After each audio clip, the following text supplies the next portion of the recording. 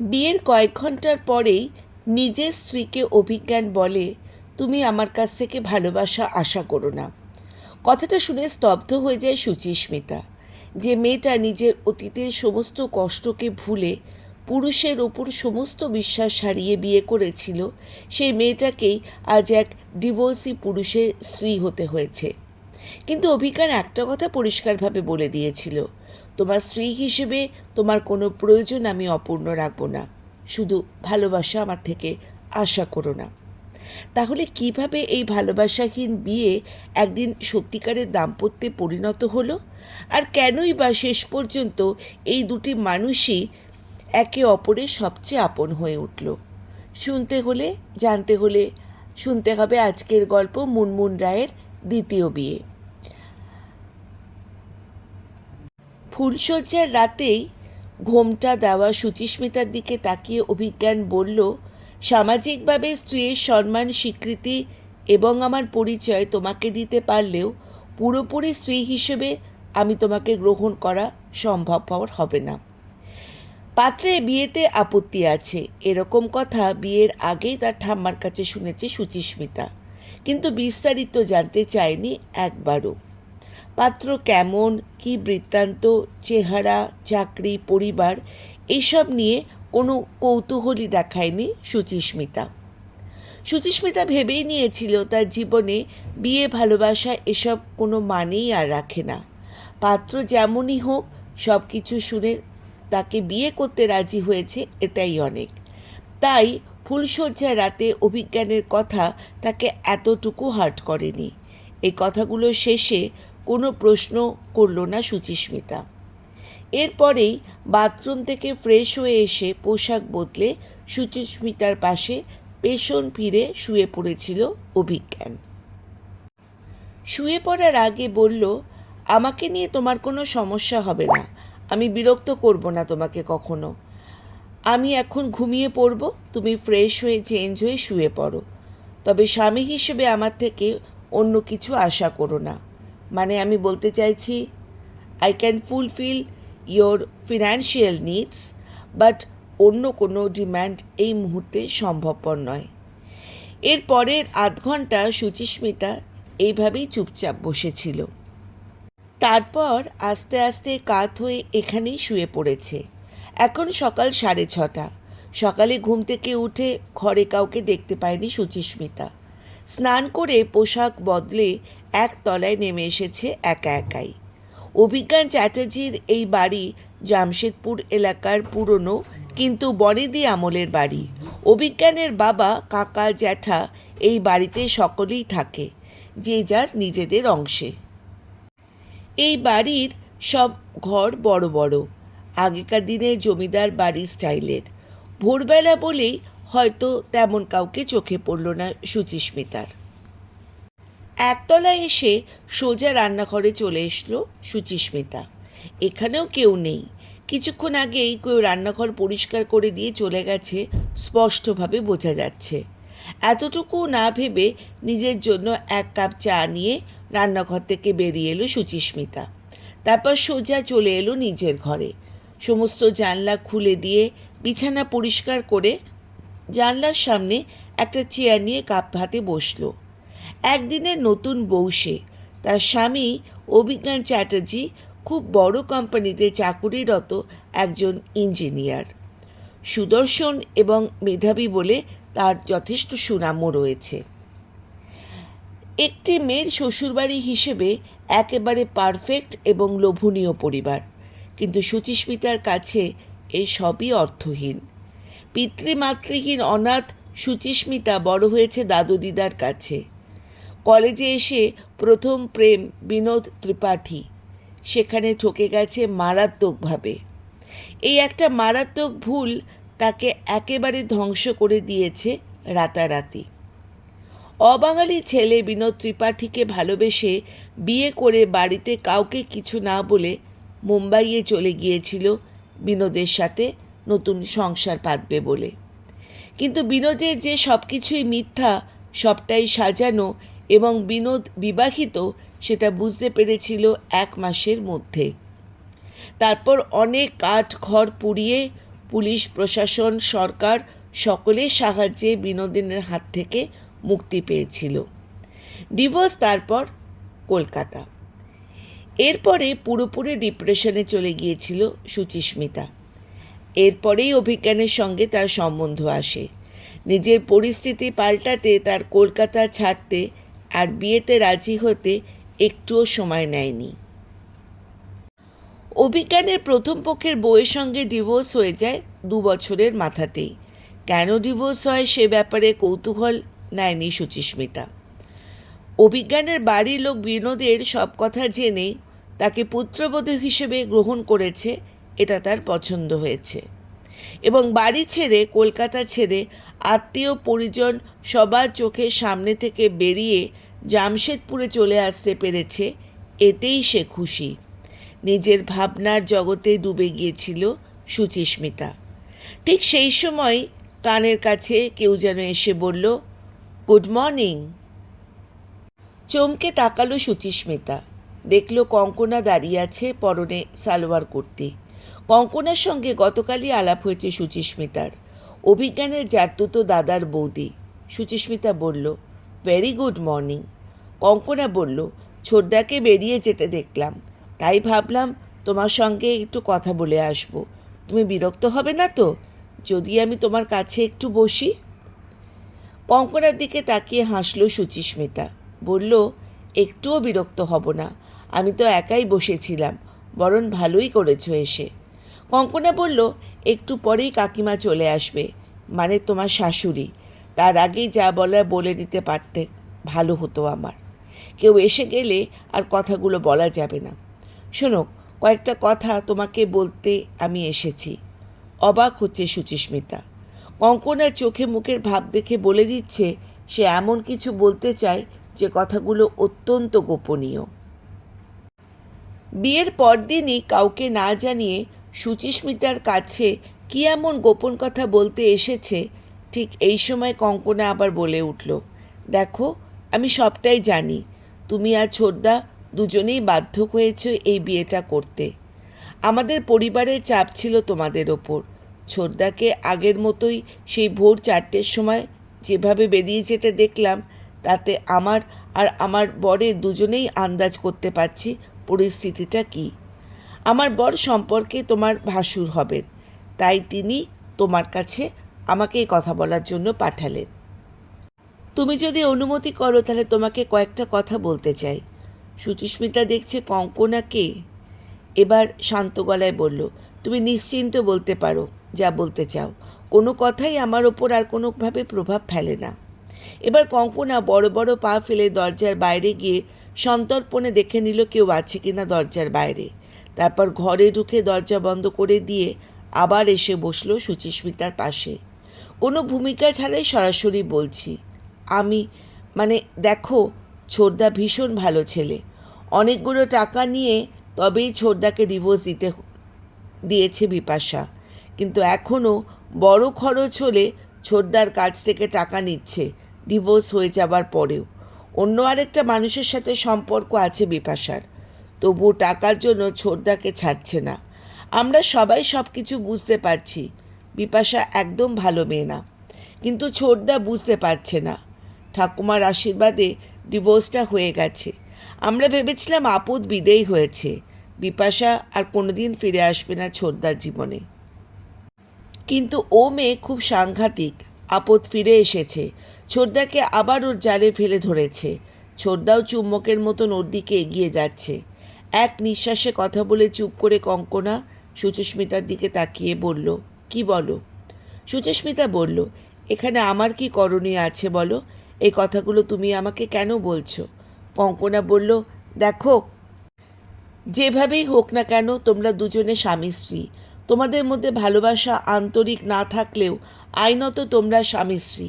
তাই তোমাকে বলতে এলাম, হাত জোর করে রিকোয়েস্ট করতে এলাম, প্লিজ তুমি ছোটদাকে বাঁচাও। আমি বলতে চাইছি, স্বাভাবিক একটা স্বামী স্ত্রীর জীবন তোমরা শুরু করো। দেখো, বিপস্যা নিজে থেকেই সরে যাবে। কঙ্কনার দিকে খানিকক্ষণ তাকিয়ে থেকে সুচিস্মিতা বলল, সেটা সম্ভব কিনা বলতে পারবো না। কঙ্কন এবার সুচিস্মিতা হাত দুটো শক্ত করে ধরে বলল, এখন এসব সময় নয় বলার। ছোটদাকে আমরা বিয়ে দিয়েছি কারণ ওর একটা সুস্থ জীবন দরকার।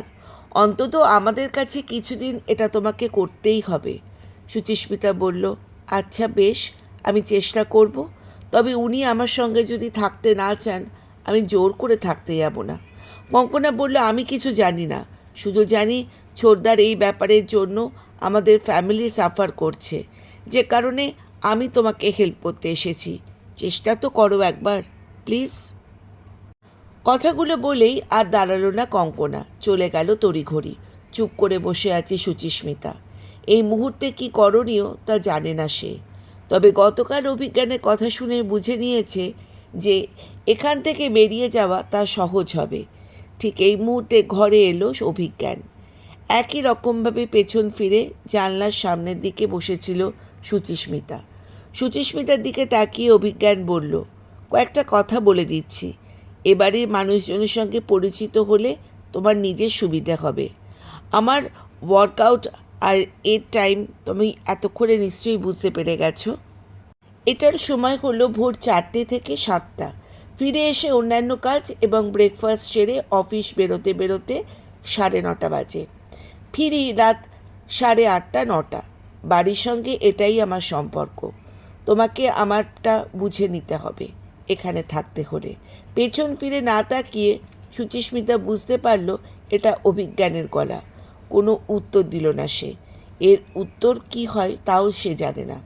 পেছন ফিরে না তাকিয়ে সে বলল, আমি চেষ্টা করব। ঘরের মধ্যেই রয়েছে অভিজ্ঞান। টুকটাক আওয়াজ আসছে কানে, কিন্তু এভাবে মুখ ফিরিয়ে বসে থাকে। তারপর সুচিস্মিতা উঠে দাঁড়ালো, তাকিয়ে দেখলো কিছু খুঁজছে অভিজ্ঞান। জিজ্ঞাসা করতে পারল না কি খুঁজছে। এবার খুঁজতে খুঁজতে বিরক্ত হয়ে গেল অভিজ্ঞান, আর সদরুক্তিতে বলল, আমার জিনিসের আছে কেন হাত দেয় বুঝতে পারি না। অফিসের ব্যাগটপ ল্যাপটপ সব হাওয়া, অদ্ভুত ব্যাপার। আমার ঘরে ঢুকতে বাধাও দিয়েছি, তা সত্ত্বেও। এগিয়ে এলো সুচিস্মিতা নিজের অজান্তেই।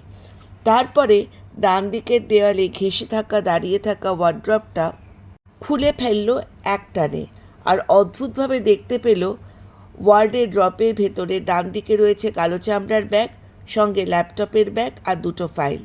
অভিজ্ঞানের দিকে তাকিয়ে সুচিস্মিতা বলল, আপনি কি এগুলো খুঁজছিলেন? তাকালো অভিজ্ঞান, তারপর কথা না বলে আলমারি থেকে জিনিসগুলো বার করে খাটের ওপর রাখল। দুপুর 3টে। সারাদিনের দফায় দফায় এই পরিবারের অনেকের সাথে আলাপ হলো সুচিস্মিতার। এত বড় বাড়ি, বিখ্যাত পরিবার হলেও মানুষগুলো খুবই সাধারণ এবং স্নেহপ্রবণ, এটা টের পেল সুচিস্মিতা। একজন নতুন বউকে যে অনুভূতি, যে আদর, যে গুরুত্ব, যে উষ্ণতা দিয়ে সকলেই জড়িয়ে রাখে সর্বক্ষণ, তার থেকে অনেক বেশি গুরুত্ব দিয়ে এরা জড়িয়ে রাখতে চাইছে সুচিস্মিতাকে। সেটা অনুভব করলো সুচিস্মিতা। এতটা যত্ন, এতটা আদর নিজের বাড়িতে কোনোদিনও পায়নি সে। সুচিস্মিতা যেন রাজরানী। কিছুক্ষণ আগে দুপুরে আহার শেষ করেছে সবাই। বিয়ের বাড়িতে বেশ চলছে এখনও, তাই খাওয়া দাওয়াও হচ্ছে একসাথে, দফায় দফায়। প্রথমে বাচ্চারা, তারপর বয়স্করা, তারপর ছেলেরা, বাড়ি শেষে বৌমারা। যেন পিকনিক চলছে। ভালো লাগছে সুচিস্মিতার। খাওয়া শেষ করে যাবার পরে একটা ঘরে আড্ডা হচ্ছে সবাই মিলে। খাটের ওপর গা ঘেঁষে ঘেঁষি করে আড্ডা চলছে। ঠিক এই সময় সুচিস্মিতার মেসেজ এলো। সুচিস্মিতা ফোন হাতে নিয়ে দেখল বিনোদ ত্রিপাঠীর মেসেজ।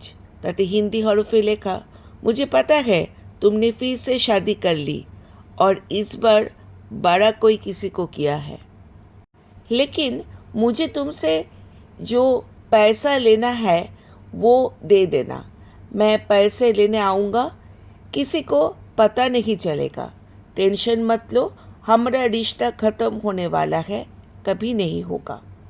শেষের লাইনটা পড়ে সর্বাঙ্গে কাটা দিল সুচিস্মিতার, কারণ সে জানে বিনোদের থেকে সে কোনো টাকা পয়সা নেয়নি।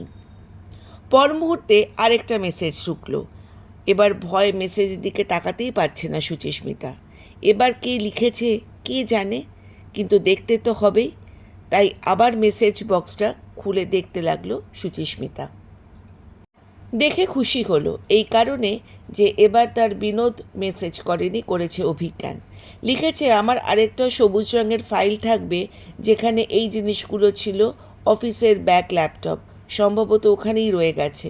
কিছু মনে করো না, সমস্যা হলে অন্য কাউকে বলো, বাট ফাইলটা লাগবে। 2 ঘন্টার মধ্যে মিটিং আছে, আমি কাউকে পাঠিয়ে দেবো, তাকে ফাইলটা দিয়ে দিয়ে। ফোন হাতে নিয়ে চুপ করে বসে রইল সুচিস্মিতা। একটু দূরেই সুচিস্মিতা শাশুড়ি বসে আছে। তাকে দেখে চোখ গেল সুচিস্মিতার দিকে।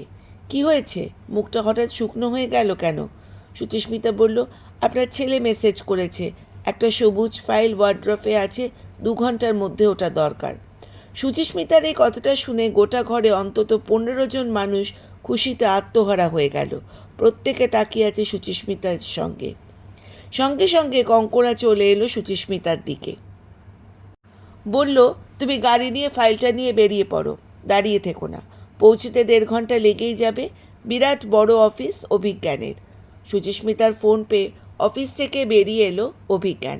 গাড়িতে বসে অভিজ্ঞানকে দেখছে সুচিস্মিতা। দেখতে বেশ ভালো, দেখলেই মনে হয় ভালো ছেলে, কিন্তু বেশ গম্ভীর। সুচিস্মিতার পাশে এসে বসেছে অভিজ্ঞান। অভিজ্ঞান হাতে ফাইলটা বাড়িয়ে দিল সুচিস্মিতা। অভিজ্ঞান বলল, মিটিংটা ক্যান্সেল হয়ে গেছে, আমি বেরিয়ে যাব। সুচিস্মিতা বলল, আমি শুধু শুধু এলাম তাহলে? বেশ, কোনো ব্যাপার না, আপনি যেখানে যাওয়ার যান, আমি ফিরে যাচ্ছি। নির্লিপ্ত গলে অভিজ্ঞান বলল, না, আমি বাড়িতেই যাব। তা না হলে এই গাড়িতে উঠলাম কেন? গাড়ি চলতে শুরু করেছে, কেউ কোনো কথা বলছে না। প্রথম গলা অভিজ্ঞানেরই এলো। অভিজ্ঞান বলল, অফিসে এসে ফাইল দেওয়ার জন্য ধন্যবাদ। সুচিস্মিতা বলল, মা আর কঙ্কনা সবাই মিলে বলল তাই এলাম। অভিজ্ঞান, মা আমাকে ফোন করেছিল, তোমাকে নিয়ে যেন অন্য কোথাও একটু ঘুরে তারপর বাড়িতে ঢুকি। বৌদিও মেসেজ করেছিল, ওই একই অনুরোধ। সুচিস্মিতা বলল, কঙ্কনা খুব ভালো, আর মা তো একদম অন্যরকম। অভিজ্ঞান বলল, অন্যরকম মানে? মানে হয়তো আমার কথাটা ভুল হলো, আমি কোনো রকম মাই দেখিনি। আমার জন্মের 1 মাস পরেই আমার মা বাবাকে আমি হারিয়েছি। দুজনেই মারা যায় একটা অ্যাক্সিডেন্টে। আত্মীয় স্বজন, বন্ধুবান্ধব, মা দেখেছি। আপনার মা তাদের থেকে একদম আলাদা, ওনার চোখে খুব নিজের ছোঁয়া আছে। অভিজ্ঞান বলল, এটা আমি জানতাম না। সুচিস্মিতা, কোনটা? অভিজ্ঞান, তোমার বাবা মা নেই, এটা জানতাম না। আসলে তোমার ব্যাপারে কোনো ইন্টারেস্ট নিইনি, কেউ বলতে এলেও শুনতে চাইনি, তাই হয়তো জানি না। সুচিস্মিতা বলল, আমি দাদু আর ঠাকুমার কাছেই বড় হয়েছি। অভিজ্ঞান, আর কে কে আছে বাড়িতে? সুচিস্মিতা, আর কেউ নেই কলকাতার বাড়িতে, আমি দাদু আর ঠাম্মা থাকতাম, কাকা কাকিমা অন্য জায়গায়। অভিজ্ঞান, তাহলে এত লোকের মধ্যে আমাদের বাড়িতে তোমার অসুবিধা হওয়ার কথা? সুচিস্মিতা, কোনো অসুবিধা হচ্ছে না, বরং ভালোই লাগছে। তবে আমরা তো আর বেশি দিন থাকবো না এভাবে। আপনিও আপনার গার্লফ্রেন্ডের কাছে চলে যাবেন, আমিও চলে যাব। অভিজ্ঞান, এসব কথা তোমাকে কে বলল? বৌদি? সুচিস্মিতা, ফ্যামিলি সবার হাসি মুখ দেখতে চাইছে কঙ্কনা, তাই হয়তো আপনার কথা শেয়ার করেছে আমার সঙ্গে। কঙ্কনার দোষ নেই। অভিজ্ঞান, আমি বৌদি ডাকি।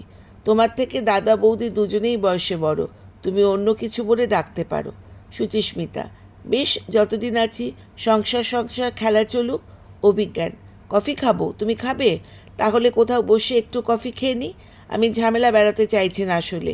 মা আর বৌদি দুজনেই কথা শোনাবে আবার। অফিসের কাজের পর মাথাটাও ধরেছে খুব, কফিও খাওয়া যাবে, এটা অন্য কোনো ইস্যু নয়। সুচিস্মিতা বলল, আচ্ছা বেশ, আমরা দুজনেই যখন দাম্পত্য জীবনে কমিটমেন্ট কিছু করিনি, ততদিন আমরা বন্ধুত্বপূর্ণভাবেই থাকবো। অভিজ্ঞান, তোমার সঙ্গে সারা জীবন থাকতে আমার কোনো সমস্যা নেই, শুধু তোমার সব ডিমান্ড আমি রাখতে পারবো না। সুচিস্মিতা, আমি কোনো শর্তেই বিয়ে টিকিয়ে রাখবো না। তাছাড়া আপনাদের বাড়িতে মানুষগুলোর সঙ্গে মিশে মনে হচ্ছে যে আমি যদি না করি এটা তাদের ঠকানো হবে, যেটা অন্যায়, ওটাও আমি পারবো না। এই বড়সড় মাস 6 তারপর আমি আলাদা হয়ে যাওয়াটাই বেটার। অভিজ্ঞান, বেশ। সুন্দর কফি হাউস সাজানো, মুখোমুখি বসেছে অভিজ্ঞান সুচিস্মিতা। 2 কাপ কফি এলো। অভিজ্ঞানের মাঝে মাঝেই টেবিলে টেরিয়ে টেরিয়ে সুচিস্মিতাকে দেখছে। বিয়ের দিন ও সুচিস্মিতার ছবিও দেখেনি সে। সম্ভবত আজকে এই প্রথমই সরাসরি সুচিস্মিতাকে স্পষ্ট দেখতে পাচ্ছে। সকালে ল্যাপটপ খোঁজার সময় ভালো করে মুখের দিকে তাকাতেও পারেনি সে। লাল টুকটুকে শাড়ি, কানে ঝুমকো, ছোট লাল টিপ, সিঁথিতে সিঁদুর, কানে নাকছাপি, গলায় অন্তত 2 কি 3টে হার হবে। গলা দিকে ভালোভাবে তাকাতে পারেনি অভিজ্ঞান। হয়তো অনেক চুড়ি, গয়না, শাখা পলা, আংটি। সুচিস্মিতা অন্যভাবে দেখলে খারাপ ভাববে। সুচিস্মিতাকে একদম নতুন বউ লাগছে, সেটা তাকে এক ঝলকেই বোঝা যাচ্ছে। মাঝে মাঝে লাল শাড়িটার ঘোমটা টেনে নিচ্ছে সুচিস্মিতা। শাড়ি গয়নায় অনভ্যস্ত বোঝাই যাচ্ছে, তবু তীব্রভাবে ম্যানেজ করার চেষ্টা পাচ্ছে। হাসি পেয়ে গেল অভিজ্ঞানের। এবার অভিজ্ঞান বলল, আমি এসব তো মানি না, গোটা জামশেদপুর এইসবের চল নেই। এই মাথায় বারবার কাপড়টা তোমার প্রবলেম করবে, এসব তোমায় দিতে হবে না, মানে আমি ঘোমটার কথা বলছি আর কি। হেসে ফেলল সুচিস্মিতা। আসলে আমার খুব ভালো লাগছে। বাংলা সিনেমায় দেখায় না কেমন লাল শাড়ি, ঘোমটা, গা ভর্তি গয়না, আমার নিজেকে অনেকটা বাংলা সিরিয়ালের নায়ক নায়িকা লাগছে। সুচিস্মিতার কথা শুনে এবার অভিজ্ঞান আর সুচিস্মিতা দুজনেই একেবারে হেসে ফেলল একসাথে। ঠিক এই সময় তাদের টেবিলের সামনে এসে দাঁড়ালো এক ভদ্রমহিলা। বিপাশার অসুবিধে হলো না যে এটাই সুচিস্মিতা, এবং সুচিস্মিতারও অসুবিধে হলো না এটাই বিপাশা। কিন্তু অভিজ্ঞান অবাক হয়ে গেল। সুচিস্মিতা দেখল ছোট ছোট চুল কাটা, গায়ের রং ফর্সা, পরনে জিন্স আর স্লিভলেস একটা টপ পরা পরিহিত ভদ্রমহিলা অভিজ্ঞানের দিকে তাকিয়ে চড়া গলায় মেজাজ করে বলল, বাহ অপূর্ব, আমাকে বলেছিলে মেন্টাল, কোনো সম্পর্ক রাখবে না, আমার কাছেই ফিরে আসবে। আজ দ্বিতীয় বিয়ে করেই বউ নিয়ে কফি খেতে বেরিয়েছ? হাসাহাসিও চলছে। আর তাহলে এই ভদ্রমহিলাই বিপাশা? কি ঠিক বলছি তো? কঙ্কনা বলল। ভদ্রমহিলা বেশ অসভ্য, মনে মনে ভাবল সুচিস্মিতা। বিপাশার দিকে তাকিয়ে অভিজ্ঞান বলল, আমি রাতে তোমার সাথে ফোনে কথা বলছি, এখন তুমি যাও, এখানে কোনো রকম সিক্রেট আমি চাই না। বিপাশার লোকজন না মেনে এইরকম চড়া গলায় আবার বলে উঠল, কোথাও যাব না আমি, দেখতে চাই তোমার এই দ্বিতীয় বউকে নিয়ে তুমি কি করো। আর সহ্য করতে পারল না সুচিস্মিতা। বিপাশার দিকে তাকিয়ে স্পষ্ট কণ্ঠে বলল, দেখতে পাচ্ছেন তো আমরা কফি খাচ্ছি, এখান থেকে চলে যান, পরে ফোন করে নেবেন। সুচিস্মিতার দিকে তাকিয়ে হিংস্র গলায় বিপাশা বলল, তুমি মাঝখানে একদম কথা বলতে আসবে না, এটা আমাদের ব্যক্তিগত ব্যাপার। ঠিক এই সময় চিৎকার করে বলে উঠল অভিজ্ঞান। বিপাশাকে বলল, she is my wife, I only tolerate any disrespect towards her. Leave right now. I don't care. Right now. Leave here. অভিজ্ঞানের গলায় তীব্রতায় কফি হাউসের প্রত্যেকে এখন তাকিয়ে রয়েছে। অপমানে লজ্জায় 2 চোখ দিয়ে জল পড়তে থাকছে বিপাশার। কথা না বলে বেরিয়ে গেল বিপাশা। স্তব্ধ হয়ে বসে আছে সুচিস্মিতা। এবার শান্ত গলায় সুচিস্মিতার দিকে তাকিয়ে অভিজ্ঞান বলল, কফি শেষ করে বাড়ি যাব, আর এই ব্যাপারটা নিয়ে বাড়িতে কাউকে বলার দরকার নেই। গাড়িতে আসার পথে অভিজ্ঞান বলল, আসলে বিপাশাকে বাড়িতে কেউ পছন্দ করতো না, আগেও করতো না। আমাদের নিজেদের মধ্যে ভুল বোঝাবুঝি ছিলই, তাই ডিভোর্সটা হয়ে গেছে। কিন্তু এখন বিপাশা যার সঙ্গে রিলেশনে আছে তার ফিনান্সিয়াল সিচুয়েশনে শি ইজ নট গুড, তাই আমাকে হেল্প করতে হয়। সেটা করতে গিয়ে হয়তো আবার জড়িয়ে যাচ্ছি, যেটা ঠিক হচ্ছে না। আজই বুঝতে পারলাম।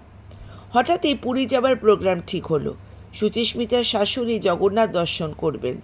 একদিনের ইচ্ছেতে বউকে নিয়ে যেতে যান পুরী। শনিবারের ফ্লাইটে গিয়ে আবার মঙ্গলবার ফিরে আসা। অগত্যা ছুটে নিতে হলো অভিজ্ঞানকে। নন্দুরি পৌঁছে দিয়ে এই মুহূর্তে হোটেলে বসে আছে সুচিস্মিতার শ্বশুর আর শাশুড়ি। ব্যালকনিতে বসে আছে সমুদ্র দেখছে অভিজ্ঞান সুচিস্মিতা। সুচিস্মিতা বলল, একটা কথা আপনাকে বলবো? অভিজ্ঞান বলল, কথাটা শুনলে বুঝতে পারবো, তাড়াতাড়ি বলেই ফেলো, যখন মনে করেছো বলবে। সুচিস্মিতা এবার বিনোদ ত্রিপাঠীর কথা বিস্তারিত বলল অভিজ্ঞানকে। কীভাবে বিনোদ মুম্বাইয়ে নিয়ে গিয়েছিল তাকে, সেখান থেকে আবার ফিরে আসতে পেরেছে অনেক কষ্টে। একদিন আগেও বিনোদ যে মেসেজ করে তাকে হুমকি দিয়েছে, পুরোটা বলল। তারপরে সুচিস্মিতাকে বলল, ফোন লাগাও। ওপাশে বিনোদ। হ্যালো। অভিজ্ঞান বলল, আমি সুচিস্মিতার হাজব্যান্ড বলছি। বিনোদ বলল, সুচি? হু ইজ সুচি? অভিজ্ঞান বলল, সুচিস্মিতা চ্যাটার্জি। বিনোদ খানিক্ষণ চুপ করে থেকে বলল, বলুন, সুচিস্মিতার হাজব্যান্ড বলছেন আপনি? অভিজ্ঞান বলল, সুচির ফোন থেকে তোকে ব্লক করছি, আর কখনো কোনো নাম্বার থেকে সুচিকে যোগাযোগ করার চেষ্টা করবি না, তাহলে মুম্বাই থেকে তুলে নিয়ে আসবো। বিনোদ ব্যঙ্গাত্মক হাসি নিয়ে, তা এত ভাব হলো কবে থেকে? ওর সম্পর্কে সব কিছু শুনলে ভাব চটকে যাবে। আমি ওর এক্স হাজব্যান্ড বলছি, বিনোদ ত্রিপাঠী। অভিজ্ঞান, তোর গলা থেকে আমি যদি আরেকবার আমার বউয়ের নাম শুনি তোর পক্ষে খুব খারাপ হবে। আমাকে চিনে রাখ, আমি ওর হাজব্যান্ড বলছি, অভিজ্ঞান চ্যাটার্জি। চল বাই। এর পরের ঘটনা খুবই সংক্ষিপ্ত। 1 বছর হতে চলল, অভিজ্ঞান আর সুচিস্মিতা এখনও একসাথেই আছে। বিনোদ আর কখনো ফোন করেনি, বিপাশাও যোগাযোগ করেনি অভিজ্ঞানের সঙ্গে। এখন সপ্তাহে অন্তত 3 দিন এই দম্পতি বাইকে করে ঘুরতে বেরোয়। একবার পাহাড়ে যায় কখনো কখনো। কলকাতায় গিয়ে সুচিস্মিতা দাদু ঠাকুমার সাথেও সময় কাটিয়ে এসেছে 3 দিন। এখন প্রত্যেক দিন অনেক রাত অবধি দুজনে বসে একসঙ্গে গল্প করে, তারপর ঘুমিয়ে পড়ে পাশাপাশি। বন্ধুত্ব এখন তাদের গাঢ়, ছেড়ে যাবার হয়তো আর কথা ভাবতেও পারে না তারা। অভিজ্ঞানের পরিবার সুচিস্মিতাকে আপন করে নিয়েছে। যেখানে বন্ধুত্ব শক্ত কঠিন লোহার মতো, সেখানে দাম্পত্য সুখী হবেই। আজকের গল্পটা কেমন লাগলো কমেন্ট করে জানাবেন। ভালো লাগলে লাইক দেবেন, আর চ্যানেলটিকে সাবস্ক্রাইব করতে ভুলবেন না, আর শেয়ার করবেন। নমস্কার।